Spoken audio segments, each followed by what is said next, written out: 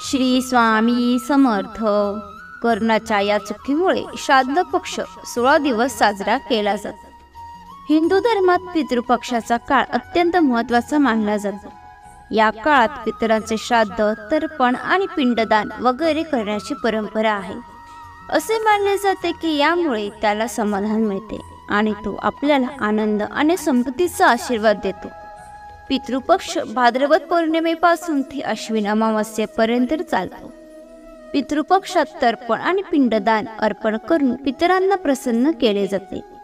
वडिलोपार्जित बाजू कालावधी सुमारे 15 दिवस आहे, ज्यामध्ये लोक त्याच्या पूर्वजांना अन्न अर्पण करतात आणि नैवेद्य वगैरे करून त्यांना श्रद्धांजली व्हावी असे यावेळी मानले जाते. पूर्वज जगातून पृथ्वीवर आले आहेत, तसे पाहिल्यास पितरांचा आशीर्वाद घेण्यासाठी ही चांगली वेळ मानली जाते. त्याच वेळी जर एखाद्या व्यक्तीला पितृदोषाने त्रास होत असेल तर पितृपक्षाच्या काळात तो त्यापासून मुक्त होण्यासाठी उपाय देखील करू शकतो, जे फायदेशीर ठरतात. पितृपक्ष भाद्रपद पौर्णिमेपासून सुरू होतो आणि आश्विन महिन्याच्या अमावस्येपर्यंत चालतो. अशा परिस्थितीत यावेळी पितृपक्ष 17 सप्टेंबर 2024 पासून सुरू होत आहे, जो 2 ऑक्टोबर पर्यंत चालेल.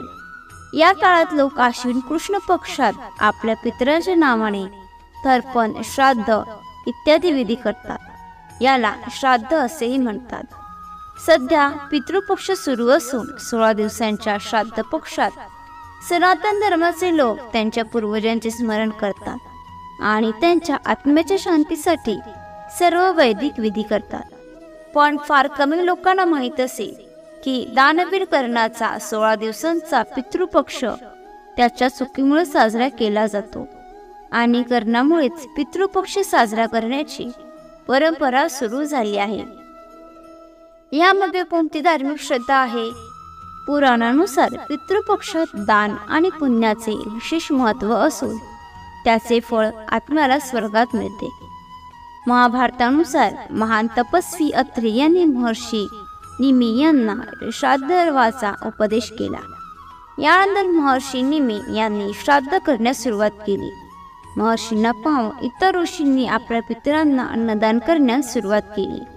सतत श्राद्ध भोजन केल्याने देव आणि पितर पूर्ण तृप्त झाले. पुराणातही पितृपक्षाला खूप महत्त्व दिलेले आहे, परंतु महाभारतात हे फार कमी लोकांना माहीत असेल. श्राद्ध का केले होते? तर पितृपक्षातील श्राद्धाची सुरुवात महाभारत काळापासून प्रचलित आहे. श्राद्ध विधीविषयी माहिती भीष्म पितामह यांनी युधिष्ठिर यांना दिली होती. त्यामागची संपूर्ण कहाणी. हिंदू धर्मात पूर्वजांना 84 लाख प्रजातींपैकी एक मानले जाते. असे मानले जाते की परमात्मा वेगवेगळ्या जगात राहणारे तृप्त झाल्यावर व्यक्तीवर आपला आशीर्वाद देतात, ज्यामुळे व्यक्तीला धन, समृद्धी, कीर्ती इत्यादी प्राप्त होतात आणि कुटुंब वाढते. अशा प्रकारे पाहिले असता पितृपक्षादरम्यान केले जाणारे श्राद्ध हे पितरांप्रती आदर आणि कृतज्ञता व्यक्त करण्याचे एक माध्यम आहे, ज्याद्वारे पूर्वज प्रसन्न होतात आणि सुख आणि समृद्धी देतात. असे मानले जाते की त्यांच्या मृत्यूनंतर जेव्हा सूर्यपुत्र कर्णाचा आत्मा स्वर्गात पोहोचला तेव्हा तेथे त्याला अन्न खाण्याऐवजी भरपूर सोने देण्यात आले. त्यानंतर त्याने भगवान इंद्राला याचे कारण विचारले.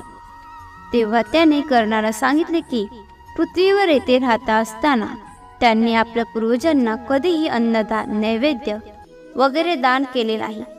तेव्हा कर्णाने उत्तर दिले की त्याला त्याच्या पूर्वजांबद्दल काहीही माहीत नाही, म्हणून त्याने नकळत ही चूक केली.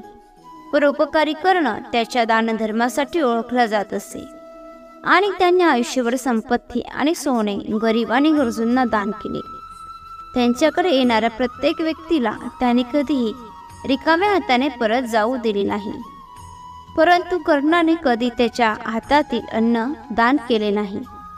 जेव्हा शेवटच्या क्षणी कर्ण जेव्हा नश्वर जग सोडून स्वर्गात पोहोचला तेव्हा त्याला भरपूर सोने देण्यात आले आणि त्याला काहीही खायला दिले गेले नाही.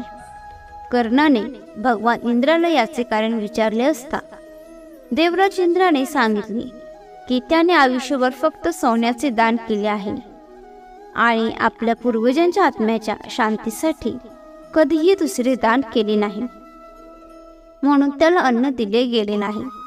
तेव्हा कर्णाने या विषयावर आपले अनभिज्ञता व्यक्त करत अन्नदानाचे महत्त्व आपल्याला माहीत नसल्याचे सांगितले. कर्णाला त्याची चूक समजल्यावर त्याला आपली चूक सुधारण्यासाठी 16 दिवसांसाठी पृथ्वीवर पाठवण्यात आले. या 16 दिवसांमध्ये कर्णाने त्याच्या पूर्वजांना स्मरण करून त्यांचे तर्पण केले. या काळात भुकेल्या आणि गरिबांना अन्नदान केले आणि मग स्वर्गात गेला. अशी मान्यता आहे की तेव्हापासून 16 दिवस पितृपक्ष साजरी करण्याची परंपरा सुरू असल्याचे मानले जाते आणि या काळात लोक त्यांच्या पूर्वजांचे स्मरण करून जेवणाचे आयोजन करतात. त्याचबरोबर पितृपक्षाच्या काळात कोणी भिक्षा मागण्यासाठी येत असेल तर त्यांना कधीही रिकाम्या हाताने जाऊ देऊ नये हे लक्षात ठेवले पाहिजे. पूर्वज कधीही त्यांच्या मुलांना त्रास देऊ इच्छित नाहीत. ते खूप दयाळू आहेत, परंतु मुलांच्या दुर्लक्षामुळे ते दुःखी होतात, कारण त्यांची मुले श्राद्ध, पिंडदान इत्यादी करतात तेव्हा त्यांना समाधान मिळते आणि ते आपल्या मुलांना धनधान्य आणि सुखाचा आशीर्वाद देतात. पूर्वज हे कधीच म्हणत नाही की त्यांच्या मुलांनी त्यांना संतुष्ट करण्यासाठी फारसे काही करावे. ते भक्तिभावाने केलेले श्राद्ध आनंदाने स्वीकारतात, कारण भक्तीशिवाय श्राद्ध अपूर्ण आहे असेही म्हटले आहे. श्राद्ध पक्षाची पौराणिक कथा याच्याशी निगडीत आहे. चला जाणून घेऊया की पूर्वज श्रद्धेने प्रसन्न होऊन कसे आशीर्वाद देतात. पौराणिक कथेनुसार जोगे आणि भोगे नावाचे 2 भाऊ होते. दोघेही वेगवेगळ्या घरात राहत होते. जोगे यांच्याकडे पैशाची कमतरता होती, पण भोगे गरीब होते. दोन्ही भावांचे एकमेकांवर खूप प्रेम होते, पण जोगेच्या पत्नीला तिच्या संपत्तीचा अभिमान होता, तर भोगेची पत्नी सौम्य आणि शांत स्वभावाची होती. पितृपक्षाच्या निमित्ताने जोगे यांच्या पत्नीने त्यांना त्यांच्या पूर्वजांसाठी श्राद्ध करण्यास सांगितले. तेव्हा जोगी यांनी ते निरुपयोगी कार्य समजून ते टाळण्याचा प्रयत्न केला, परंतु जोगी यांच्या पत्नीला केवळ तिचा अभिमान दाखवण्यासाठी श्राद्धाचा कार्यक्रम आयोजित करायचा होता, कारण तिच्या माहेरच्या लोकांना बोलावून त्यांच्यासाठी मेजवानीचा कार्यक्रम आयोजित करता येईल. जोगीच्या बायकोला तो म्हणाला, मला काही अडचण येऊ नये म्हणून तू असे म्हणत आहेस ना, पण मी खरं सांगते, मला यात काही अडचण नाही. मी भोगेच्या बायकोला बोलवून घेईन आणि आम्ही दोघे मिळून काम करू. दुसऱ्या दिवशी सकाळी भोगेची बायको आली आणि सगळी कामं आटोपून तिने अनेक पदार्थ बनवले. त्यानंतर सर्व कामे उरकून ती आपल्या घरी परतली, कारण तिलाही आपल्या पूर्वजांना तर्पण करायचे होते. जेव्हा पूर्वज पृथ्वीवर अवतरले तेव्हा पूर्वजांनी पाहिले की जोगीच्या सासरचे सर्व लोक अन्न खाण्यात व्यस्त आहेत. तिथे सगळे बघून त्यांची खूप निराशा झाली. त्यानंतर जोगे व भोगे यांचे पूर्वज भोगेच्या घरी गेले असता त्यांनी पाहिले की पितरांच्या नावाने फक्त अगियारी दिलेली दिसते आणि पूर्वज त्यांची राख चाटून भुकेने नदीच्या काठावर पोहोचतात. काही वेळातच सर्व पूर्वज श्राद्ध करून आपापल्या ठिकाणी जमले आणि त्यांच्या मुलांनी त्यांच्यासाठी श्राद्धाचे पदार्थ कसे तयार केले ते सांगू लागले. जोगे भोगे यांच्या पूर्वजांनीही सर्व काही सांगितले. भोगे गरीब नसता तर श्राद्ध करू शकला असता असा विचार त्यांनी केला, त्यामुळे कदाचित त्यांना उपाशी पोटी परत यावे लागले नसते, कारण भोगेच्या घरात खायला 2 दिवसांची भाकरीही नव्हती. या सर्व गोष्टींचा विचार करून पूर्वजांना भोगे यांची दया आली. अचानक ते नाचू लागले आणि गाऊ लागले, भोगेचे घर श्रीमंत हो, भोगेचे घर श्रीमंत हो. संध्याकाळ झाली होती, पण भोगेच्या घरी खायला काहीच नव्हते. त्याची मुले उपाशी होती. मुलांनी आईला भूक लागल्याचे सांगितले.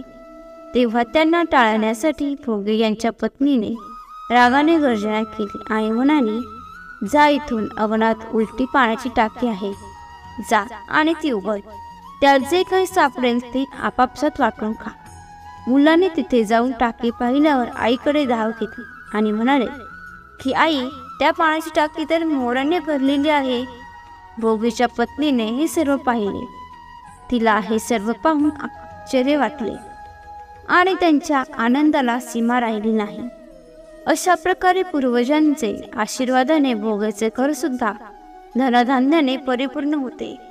परंतु त्याला याचा अजिबात अभिमान वाटत नाही आणि पुढच्या वर्षी भोगे आणि त्याची पत्नी पूर्ण भक्तिभावाने आपल्या पितरांचे श्राद्ध करते. भोगे यांच्या पत्नी पूर्वजांसाठी 56 प्रकारचे पदार्थ बनवतात. ते दोन्ही ब्राह्मणांना भोजन देतात. जोगी आणि त्याच्या पत्नीला बोलावतात आणि सोन्या चांदीच्या भांड्यात आदराने भोजन देतात. यामुळे त्यांच्या पूर्वजांना खूप आनंद होतो. तुम्हाला ही माहिती आवडली असेल तर लाईक आणि शेअर करा. तसेच अशीच माहिती नेहमी ऐकण्यासाठी चॅनलला सबस्क्राईब नक्की करा. श्री सद्गुरू स्वामी समर्थ. धन्यवाद.